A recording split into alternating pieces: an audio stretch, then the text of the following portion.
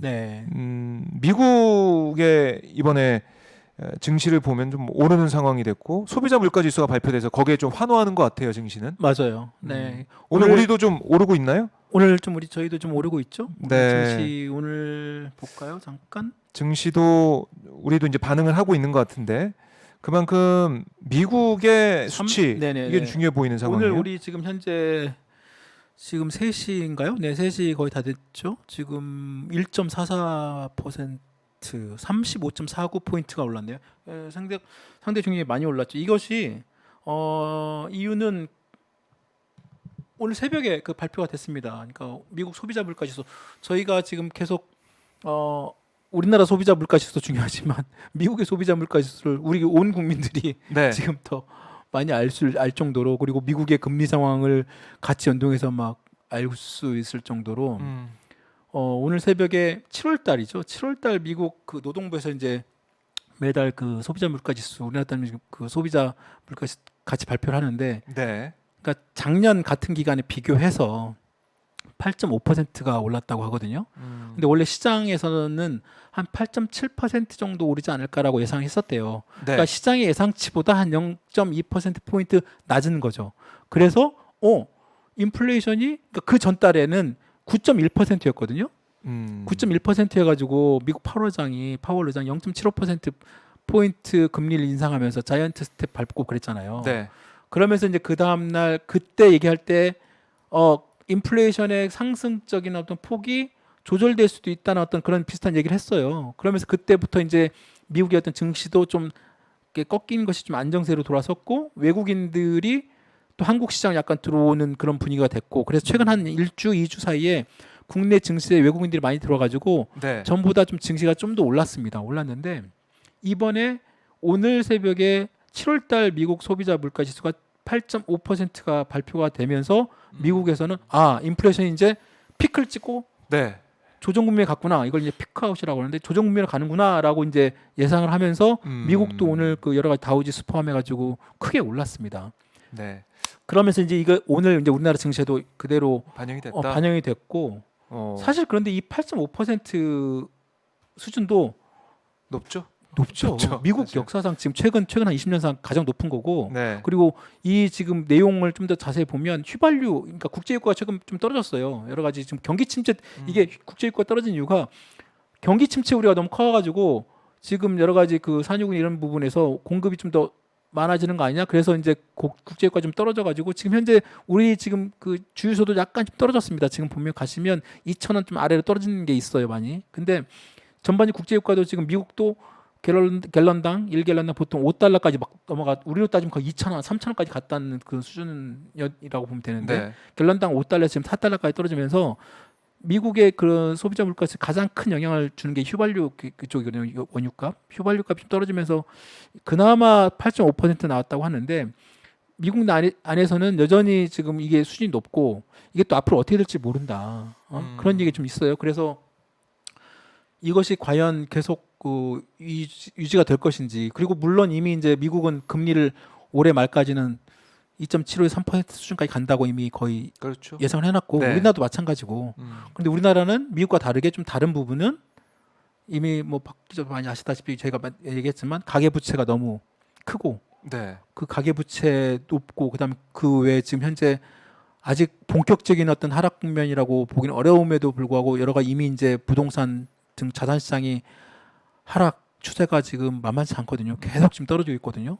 이런 부분까지 포함해서 경기 침체가 이제 본격적으로 아마 시작될 가능성이 큽니다. 그러면 또 올해 말까지 우리나라도 이제 기준금리를 일반 네. 금리 기준금리를 3%까지 올린다고 이미 예정이 되어 있기 때문에 이 금리 상황은 계속 고금리 상황 오래 갈 것이고 그러면 국민들은 지금 이 재난에 고금리에 그리고 인플레도 여전히 높고 그다음에 이번 또 폭우 때문에 농산물 이 가격이 또 영향을 맞을 거예요 아마.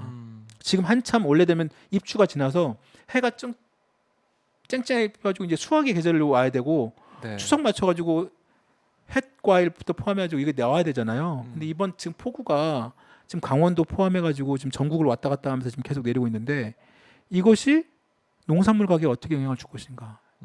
이제 아마 이제 다음 주 그 다음 주 아마 내용이 나올 텐데 그거에 대해서 굉장히 좀 민감하게 아마 봐야 될 필요가 있을 것 같습니다. 네.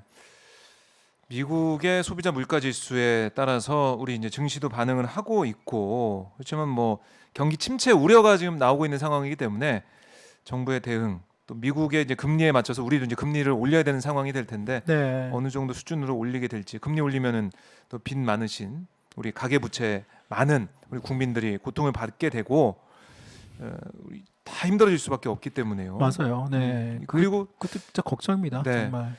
이번에 이 우리가 좀 관심을 가져야 될 법안이 미국에서 통과가 됐다고요? 이건 맞아요. 어떤 아까 내용이에요? 제가 앞서 잠깐 말씀을 드렸는데 네. 그 엊그제 그러니까 이번 주죠. 이번 주 7일이고 우리 한국 시간으로 7일 8일 그 정도였으니까. 그리고 이제 이게 이제 본격적으로 이제 통과되면서 이제 알려졌는데 그 이름 법안 자체가 인플레이션 감축법이에요. 인플레이션 감축법. IRA라고 해가지고 네.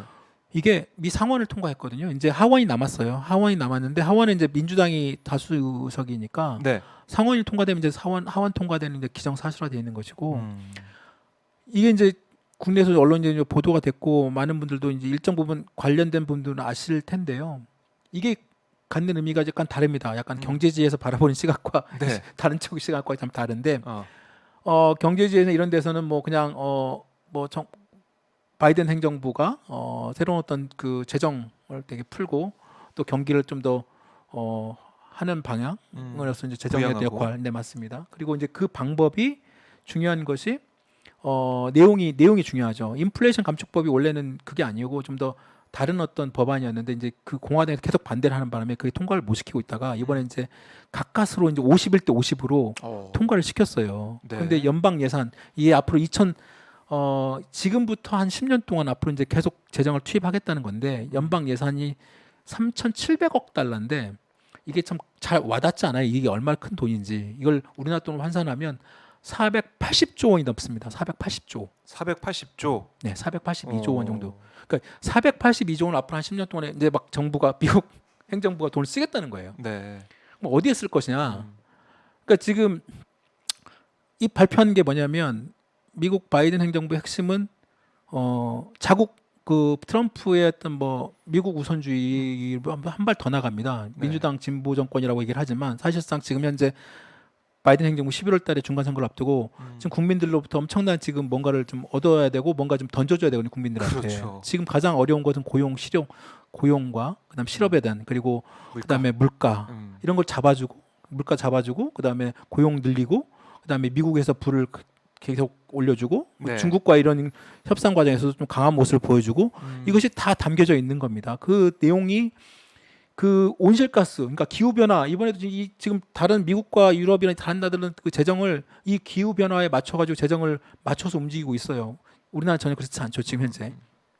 기후 변화 그다음 에너지 프로젝트에 적극적으로 이 재정 480조 원을 투여를 하겠다는 거예요. 그리고 온실가스 배출량을 줄이겠다는 것이고. 친환경적으로 가겠다는 얘기네요. 맞아요. 그래서 지금 전기 자동차 업체 그다음에 뭐 풍력 발전소, 뭐 태양광 패널 이쪽 그 친환경 이쪽 그 재생에너지 분야에 엄청난 투자를 하겠다는 거예요. 그래가지고 최근 이쪽 관련된 주식 기업들 주가 엄청나게 올랐습니다. 이미 그 지금 들어가시면 안 되고요. 지금 들어가시면 너무 다 올랐다. 네, 벌써. 지금 들어가시면 안 되고. 네. 여튼 이런 쪽 관련된 그 쪽으로 미국이 400조 원 넘는 돈을 투자를 하겠다는 것이고, 근데 문제는 이 투자하는 과정에서 세금 혜택을 엄청나게 준답니다. 기업들한테. 근데 여기에 핵심은 미국 자국 내에서 생산된 제품, 그다음 기업 혜택을 주는 거예요. 그리고 미국에 미국과 투자해라 이런 얘기네요. 맞습니다. 그리고 미국과 FTA를 맺고 있는 나라. 그러니까 우리나라에 공장을 짓고 우리나라에서 만들라는 거예요. 거기 대놓고 바이든 대통령이 얘기합니다. Make it in America라 가지고 네. 그냥 여기서 만들고 미국에서 만들어라는 얘기예요. 그 제품만 우리가 세금 혜택을 주고 그 다음에 거기에 대한 제품을 사고 거기에 지원을 하겠다. 그래서 지금 현대자동차가 지금 저번에 바이든 만나가지고 100억 달러 지금 거기다가 전기자동차 공장 짓겠다고 얘기하고 삼성이 저쪽 그 어디입니까 그 텍사스인가요? 거기다가 지금 엄청난 지금 반도체 공장을 짓겠다고 또 투자 발표도 하고 막 그렇게 지금 하고 있어요. 근데 네. 그렇게 다 가면 그럼 국내 투자는 또 어떻게 할 것이냐. 그래서 현대차 지금 최근에 울산에다가 현대차, 전기차 이쪽에 투여하겠다고 또 그 얘기를 했습니다만 지금 당장 이렇게 움직이고 있어요. 그런데 이번에 그 법안에서 좀 더 봐야 될 것은 이 480조 돈을 투여하면서 재정적으로 그러면 또 나가면 또 들여오는 것도 있어야 될 거 아니에요. 그 재정을 어떻게 또 메꿀 것이냐? 그렇죠. 그러면 어떻게 메꿀 것이냐라고 했을 때 대기업들에 대한 어떤 세금 혜택을 줄입니다. 법인세를 올려요. 그러니까 우리랑 다르네요. 전혀 반대로 가고 있죠. 우리는 네. 이번에 지금 법인세를 다 깎아주고 있잖아요. 미국은 오히려 지금 이번에 이런 그 전반적인 어떤 기후 변화, 그 다음에 에너지 프로젝트, 그 다음에 재생에너지 이쪽으로 엄청난 그 투자를 하면서 상대적으로 최근에 했던 이런 그 코로나 과정에서 엄청난 이익을 올린 막대한 이익을 대기업 관련된 그 부분에 대해서 법인세를 올립니다. 네. 그리고 법인세 과거에 세제 혜택 줬던 것들 다 취소시키고요. 그래서 그거를 갖다가 이번에 다시 쓴다는 거예요. 네. 그러니까 이걸 보면 그래서 이렇게 증세 이쪽 법인세 대기업 쪽 증세를 해가지고 10년 동안에 지금 보니까 1,240억 달러 약 162조 원을 갖다가 대기업이나 법인세 쪽으로 올려가지고 확보했다고 발표를 합니다. 네. 근데 우리나라는 저번에 이미 저희 찐경제에서 얘기했습니다만 법인세 상위 0.08%, 0.01%죠 거의. 그리고 거의 80개 업체밖에 안 되는 그쪽 그 슈퍼 대기업들에게 법인세를 갖다가 25%에서 21%로 줄이고, 그리고 상대적으로 그 업체들에 대한 어떤 여러 가지 뭐 투자세액 공제 혜택을 더 주고, 그러면 그쪽에 들어가는 어떤 그 법인세 혜택만 그 수십조 원의 대기업들한테 오히려 감세 혜택을 주잖아요. 부자들한테 세금도 깎아주고. 네. 그러니까 그렇게 윤석열 정부가 미국을 따라하고 친미적으로 그리고 이번에 뭐 반도체 동맹 해가지고 중국과의 어떤 갈등을 뻔히 보이는 갈등을 야기시켜 가면서 치포에 또 합류하고 거의 미국이라면 뭐 거의 뭐 사족을 못 쓸 정도로 하는 정부가 왜 이런 정책 안 따라하는지 모르겠어요. 이런 정책은 전혀 정반대로 네. 오히려 지금 가고 있는 상황이잖아요. 그렇네요. 이게 미국이 이런 방향으로 친환경적으로 나가면서 투자를 하게 되고 또 그 재원을 이른바 이제 부자 증세의 방향으로 보여지는데 맞아요. 그걸 통해서 만들고 있지만 우리는 미국과 좀 다른 모습을 보이고 있다. 재정도 이렇게 우리가 이번 수해 복구에도 써야 되고 그리고 여러 가지 쓸 데가 더 늘어나고 있는데 맞아요. 세입은 줄어드는 것 같아서 이거 맞아요. 어떻게 메워 나갈 것인지 그렇습니다. 좀 지켜봐야겠네요. 그러니까요. 그러니까 지금 정말로 그 지금 정부 여당과 국민의힘에서는 문재인 정부가 부채를 엄청나게 늘리고 재정 파탄을 그런 그 경제 성적표를 우리한테 물려줬다 이렇게 비판을 하지만 네. 지금 국민의힘 정부 여당이 내놓는 지금 올해 첫 아마 내년 예산안 포함해가지고 이 방향대로 하면 정말로 재정 파탄 날 수도 있습니다. 정말로 지금 이번 재난 포함해가지고 지금 이제 특별 재난 지역 선포를 해야 되지 않겠습니까? 특별 재난 지역 선포하면 거기에 대한 또 재난 특별 예비비 포함해가지고 지원을 해야 됩니다. 국민들에게.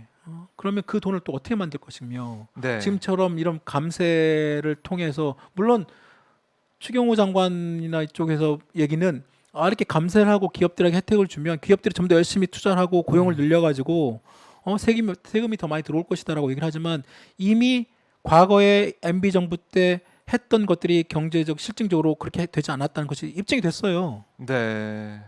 대기업들 투자 안 합니다. 그리고 지금 대기업들 삼성, 현대차, SK, LG 등 지금 미중 관계 지금 이 갈등 반도체 칩 뭐 이거 하면서 지금 제대로 지금 투자 고용 안 이루어지고 있습니다. 지금 그리고 경기 침체 과정에서 지금 삼성전자 이쪽 재고 엄청나 쌓여가지고 지금 제대로 물건 못 팔고 있죠. 경기 네. 침체 가면 오히려 기업들의 이익이 떨어집니다. 그러면 고용 늘리겠어요? 안 늘립니다. 그러면 어떻게 할 거예요? 이 사람들이 그러면 법인세는 깎아주고 세금은 더 안 낼 것이고 고용은 줄고 경기 침체는 오래 가고 그러면 정말로 세출은 계속 기본적으로 나갈 것이고 나야 되는데 세입은 네. 계속 줄고 그러면 당연히 이게 재정 파탄이죠. 그러니까 이런 것들을 다 아실 겁니다. 아마 지금 기획재정부에 했던 경제 당국자들, 금융 당국자들, 정부 당국자들 아실 거예요. 그럼에도 불구하고 현 정부 대통령이 이대로 간다 뭐 이런 식으로 얘기를 해버리면 그럼 정말 힘들어지겠죠. 오히려 이런 긴축 뭐 재정 지출 구조조정 해가지고 뭐 공무원들 임금 인상 지금 동결 내지는 1%막 이런 얘기 하니까 벌써 6급 이하 막 공무원들 지금 난리가 났잖아요. 네. 그리고 지난번에 이미 말씀드린 것처럼 공무원들 분위기가 지금 말이 아니다. 지금 사기도 엄청나게 떨어진 상황에서 네. 더더군다나 지금 국민 지지도가 오늘 또 발표한 것처럼 20%인 상황에서 글쎄요. 쉽지 않습니다. 네, 정말. 이 정말 재정 참 문제, 이 재정 돈 쓰는 문제도 이것도 이제 국민들이 각자 도생해야 되는 상황이 그러니까요. 것 같아서 네, 정말 걱정스럽습니다. 방역도 각자 도생이고 이 폭우 재 상황에서 재난 상황에서도 각자 도생해야 되는 그런 상황. 또 우리 재정 건전성 문제도 이제 걱정이 되면서 기업들은 깎아주고 우리 서민들은 우리는 사실 물건 사면 다 내야 되잖아요. 부가가치세를. 당연하죠. 그거는 뭐 깎아주는 게 없으니까. 그렇죠. 소득세 이번에 좀 줄여준다고 하지만 거의 그나마 혜택은 없을 겁니다. 네. 네, 아유 좀 걱정되는 상황이고